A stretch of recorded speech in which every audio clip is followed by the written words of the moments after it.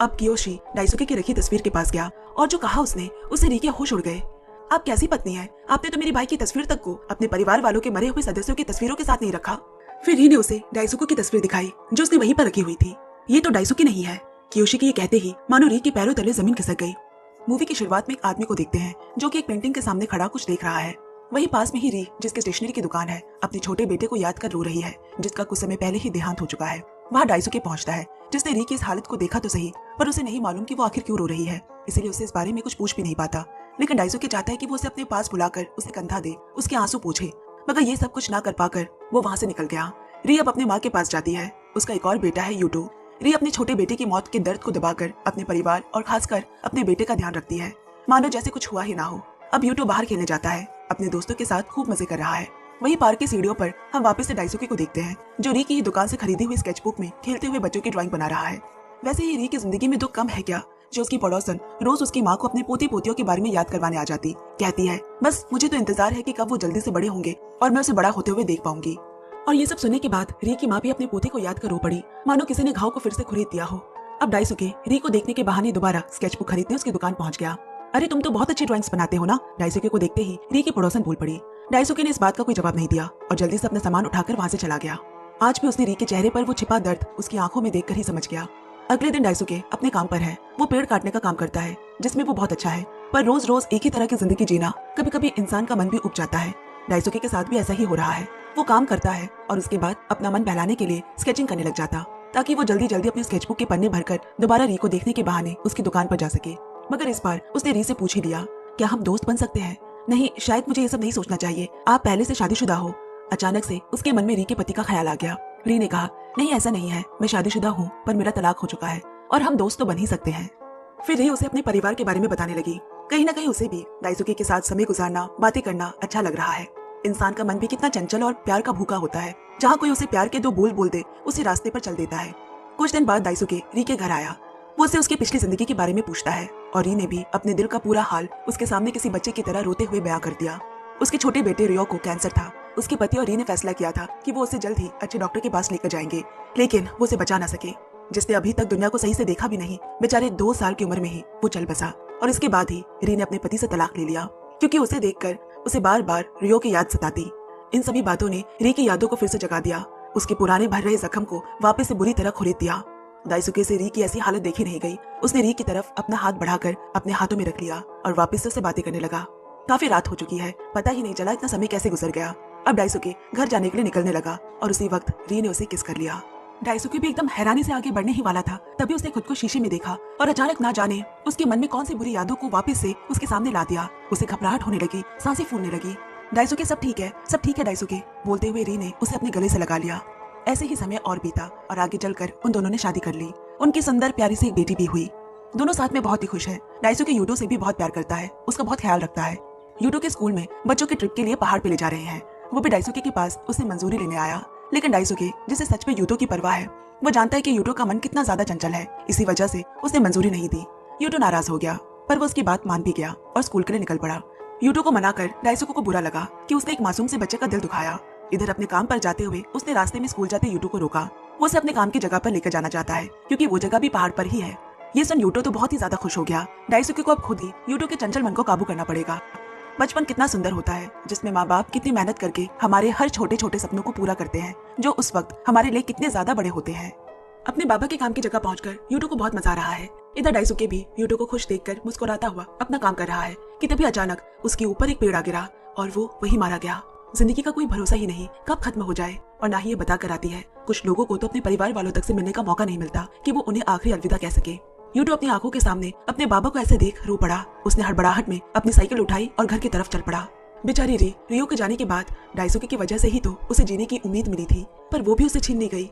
इस हादसे को साल भर बीत गए। आज डाइसुके की बरसी है। डाइसुके का एक भाई है कियोशी, जो अपने भाई की मौत के बारे में जानकर उसकी बरसी पर आया है। उसे अभी तक डाइसुके के बारे में कुछ भी नहीं पता, क्योंकि डाइसुके बहुत पहले ही अपना घर छोड़ चुका था। उसने खुद को सबसे दूर, घर वालों से, हर तरह के ताल्लुकात खत्म कर दिए थे। बेचारा डाइसुके ने री से मिलने से पहले न जाने क्या क्या झेला होगा। अब कियोशी डाइसुके की रखी तस्वीर के पास गया और जो कहा उसने उससे री के होश उड़ गए। आप कैसी पत्नी है, आपने तो मेरे भाई की तस्वीर तक को अपने परिवार वालों के मरे हुए सदस्यों की तस्वीरों के साथ नहीं रखा। फिर री ने उसे डाइसुके की तस्वीर दिखाई जो उसने वहीं पर रखी हुई थी। ये तो डाइसुके नहीं है। कियोशी के ये कहते ही मानो री के पैरों तले जमीन खिसक गई। तो क्या अब तक वो किसी मुजरिम के साथ रह रही जिसने असली डाइसुके को मारकर उसकी पहचान चुरा ली? री के दिमाग में लगातार यही सब चलने लगा। उसे समझ नहीं आ रहा कि ये क्या हुआ उसके साथ। अब वहाँ अकीरा आया डाइसुके की डेथ पॉलिसी के पैसे देने, मगर जब उसे पता चला कि मरने वाला आदमी असली डाइसुके नहीं था तो उसने असली डाइसुके के बारे में पता लगाने का सोचा कि आखिर वो जिंदा है भी या नहीं। अब अकीरा ने नकली डाइसुके का नाम फिलहाल समझने के लिए मिस्टर एक्स रखा। मिस्टर एक्स के बारे में जानने के लिए उसने छानबीन शुरू कर दी। सबसे पहले उसकी बनाई ड्राइंग्स उसने देखी।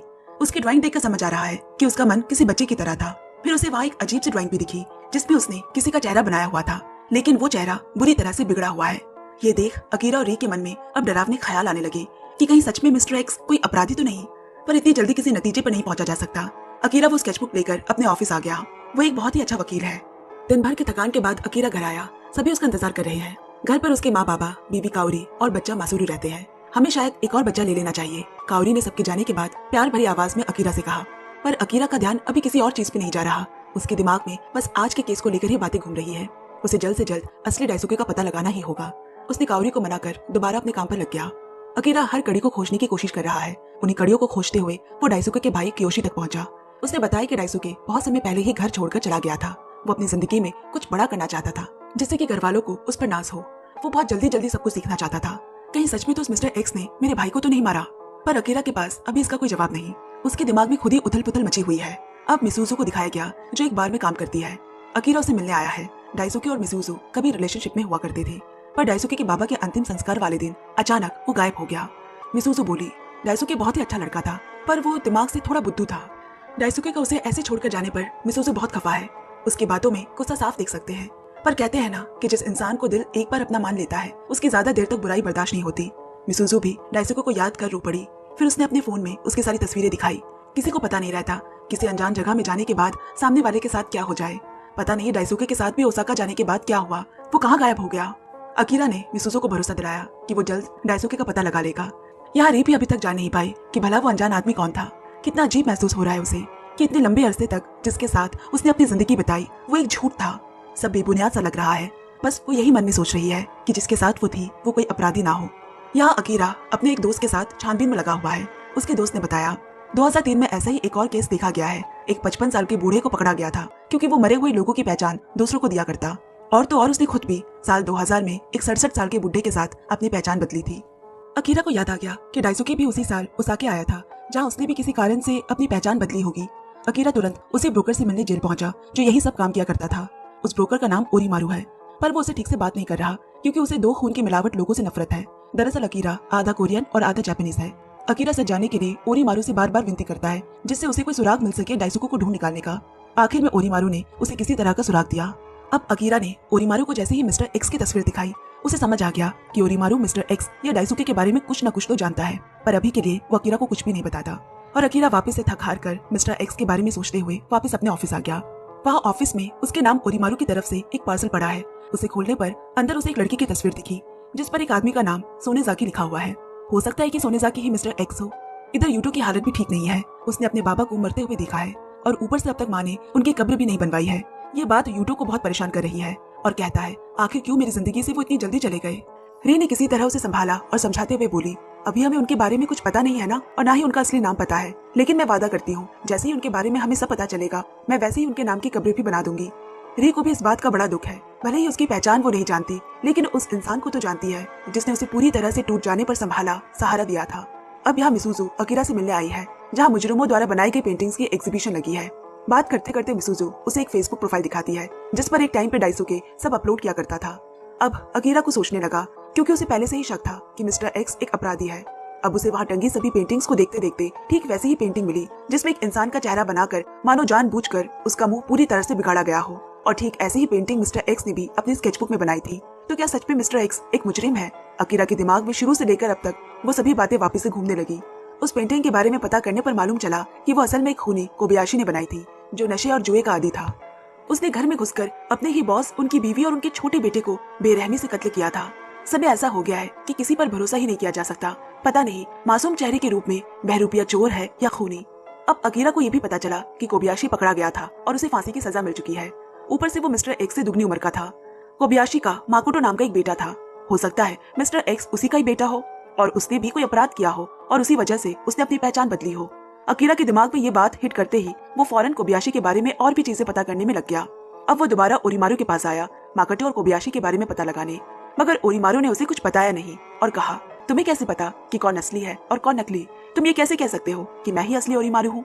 मेरे शरीर पर मेरे नाम का कोई टैटू तो नहीं है। वो अकीरा को ऐसी सारी बातों में बस घुमा रहा है। उसकी बातें ये भी इशारा कर रही है कि किसी ने उसे ओरीमारू बनाकर जेल में भेज दिया हो। पहले वो कोई और था जिसने अपनी जिंदगी को बेहतर बनाने के लिए कभी ओरीमारू की पहचान ली हो। अब अकीरा यहाँ पूरी तरह से उलझ चुका है। उसे कुछ समझ नहीं आ रहा। उसने मन में चल रहे उन विचारों को छुपाने की कोशिश की और खुद को शांत कर अब माकोटो के बारे में पता करने कोबयाशी के गांव जा पहुंचा। माकोटो के अतीत के पन्ने यहाँ खुलने लगे। छोटा माकोटो अपना बेसबॉल बैट लेकर अपने दोस्त पे चिल्लाता हुआ भाग रहा है, जो कोबयाशी के बॉस का ही बेटा यूशियो है। यूशियो, जल्दी नीचे आओ, चलो बेसबॉल खेलने चलते हैं। जल्दी भी आओ ना यूशियो। और फिर माकोटो के सामने उसके बाद एक ऐसा भयानक दृश्य आया जिसने उसे हमेशा के लिए पैनिक अटैक्स यानी घबराहट और बेचैनी के दौरे आना। वो दृश्य ये था कि कोबयाशी ने बेरहमी से अपने बॉस और उसके हंसते खेलते परिवार को खत्म कर पूरे खून में सना हुआ माकोटो के पास आकर खड़ा हुआ। वो बोला, ये लो पैसे और जो चाहे अपने लिए खरीद लेना, जैसे मानो उसने कुछ किया ही नहीं। बेचारा छोटा माकोटो इतना ज्यादा डर चुका है, दिमाग में उसके ख्याल आ रहे हैं कि क्यों उसके बाबा ने ऐसा किया। अब वर्तमान में आकर माकोटो के बारे में पता करते हुए वो एक बॉक्सिंग क्लास के बाहर पहुंचा। घर छोड़ देने के बाद माकोटो यहीं आया था क्योंकि उसके पिता को पुलिस पकड़ कर ले गई थी। बॉक्सिंग क्लब के ओनर ने ही यहाँ माकोटो को ट्रेनिंग दी थी। अब अकीरा ने माकोटो की तस्वीर दिखाकर उनसे पूछताछ करने लगा।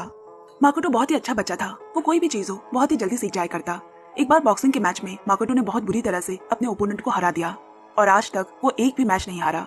पर माकोटो को इन सब से कोई लेना देना नहीं था और बहुत ही ज्यादा परेशान रहता। वो अपने उन बुरे यादों से अभी भी निकल नहीं पाया था। इस बारे में एक दिन उसने अपने ओनर को भी बताया, मेरा मैच जीतने से कोई लेना देना नहीं है। मैं बस जब भी खुद को शीशे में देखता हूँ तो मुझे मेरे खूनी पिता याद आ जाते हैं, जिसने बेरहमी से मासूम लोगों का कत्ल किया था।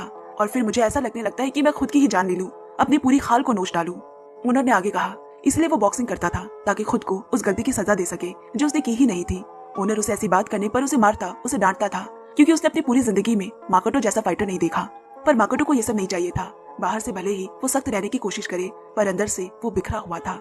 और तब ओकाटा, जो उसे पसंद करती थी, उसके पास आई, उसे संभाला और दोनों एक दूसरे के करीब आ गए। एक दिन माकोटो की नजर दोबारा वहाँ लगे शीशे पर पड़ती है। वो बहुत ही ज्यादा डर गया, उसे घबराहट होने लगी। समझ नहीं आ रहा है कि उसे क्या करना चाहिए। माकोटो फौरन घर के लिए निकला, एकदम तेजी से साइकिल चलाता हुआ घर पहुंचा। मेरे साथ ही ऐसा क्यों हो रहा है? मैंने लोगों का क्या बिगाड़ा था जो लोग मुझे खूनी के बेटे के नाम से जानते हैं? मैं तो बेकसूर हूँ। अगली सुबह की ट्रेनिंग के दौरान भी जिस दौड़ को वो सबसे जल्दी खत्म कर लेता था, आज उसके दिमाग में बार बार उसके पिता की डरावनी तस्वीरें उसका पीछा नहीं छोड़ रही। वो जमीन पर आ गिरा और फूट फूट कर रोने लगा। माकोटो अब अपनी जिंदगी से हार बैठा है। शरीर अंदर से खोखला हो चुका है।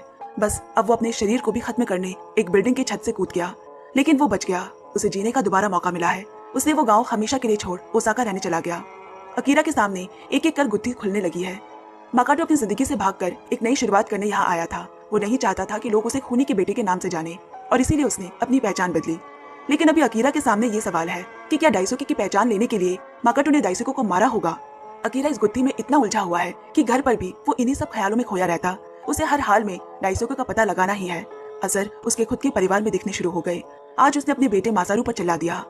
उसकी बीवी काओरी मासारू को प्यार से दुलारते हुए सलाह देती है, तुम्हें शायद वापस से खुद को ढूंढना चाहिए। तुम जो थे अब वो नहीं हो, काओरी ने अकीरा से कहा। पर अकीरा का इस वक्त किसी भी और चीज में मन नहीं है। उसे बस डाइसुके को ढूंढना है। लेकिन सबसे पहले उसने कियोशी और री को जाकर माकोटो के बारे में सारी सच्चाई बताई। और क्योंकि किसी और की पहचान इस्तेमाल करना कोई इतना बड़ा जुर्म नहीं है और माकोटो ने डाइसुके की पहचान लेकर कोई भी ऐसा गलत काम नहीं किया है, ये जानकर री और कियोशी दोनों ने ही राहत की सांस ली और साथ ही खुश भी है। री से यूटो ने भी कई बार अपने बाबा के बारे में पूछा है। आज री के पास उसके हर एक सवाल का जवाब था। आज वो बहुत खुश है। यूटो भी अपने बाबा के बारे में ये सारी बातें जानकर बेहद खुश हो गया और साथ ही माकोटो को वो बहुत ज्यादा मिस कर रहा है। री के मन से भी मानो किसी ने बड़ा भारी सा पत्थर हटा दिया हो। उसने यूटो को संभाला। उन दोनों का इंतजार अब खत्म हुआ। इधर अकीरा अभी भी असली डाइसुके के बारे में पता कर रहा है। एक और बार मिसुजो उसके पास आई। उसने डाइसुके के पुराने अकाउंट को हैक करवाया है, जिसमें उसे कुछ मैसेजेस मिले हैं। लिखा है, मेरे पैसे वापस करो धोखेबाज कहीं के, तुमने मेरे पैसे खाए हैं, देख लेना मैं तुम्हारा क्या हाल करता हूँ। सोनाज़ाकी नाम के एक आदमी ने ही डाइसुके के अकाउंट पर ये लास्ट मैसेज किए थे। अकीरा उन मैसेजेस को देखते ही सब समझ गया कि डाइसुके एक नंबर का धोखेबाज है। वो निकला तो था अपने घर से बहुत बड़े बड़े सपने लेकर, मगर उसने लोगों को धोखा देना शुरू कर दिया। सोनाज़ाकी कोई और नहीं बल्कि माकोटो ही था, जिसने पहले सोनाज़ाकी की पहचान ली, जिसमें उसकी ओरीमारू ने मदद की। और बाद में जब डाइसुके उसके और बाकी सबके लिए हुए पैसे नहीं दे पाया तो माकोटो ने दोबारा उसके साथ अपनी पहचान बदली, क्योंकि वो चाहता ही यही था कि अपनी पुरानी जिंदगी से इतनी दूर चला जाए कि उसके पिता का साया तक उसे ना दिखाई दे, जहाँ उसे कोई भी खूनी के बेटे के नाम से ना जाने। इसी के साथ अकीरा ने असली डाइसुके के पते का भी पता लगा लिया। वो अपने साथ मिसूजो को लेकर आया है। मिसूजो डरते हुए एक कैफे में गई जहाँ डाइसुके कॉफी पी रहा है। अपने पहले प्यार को यूं अपनी आंखों के सामने देख डाइसुके एकदम से चौंक उठा। उसकी आंखें नम हो गई, मानो उसे भी मिसूजो के साथ बिताए हुए वो हर पल, वो हर लम्हा याद आ रहा हो। बेवकूफ, कहाँ थे तुम अब तक? उसने हंसते हुए डाइसुके को मारा और पुरानी बातें करते हुए उसके साथ चली गई। लोगों की नजरों में डाइसुके मर चुका है। उसने अपनी पहचान इसीलिए छोड़ी थी ताकि एक नई सिरे से अपनी जिंदगी को शुरू कर सके।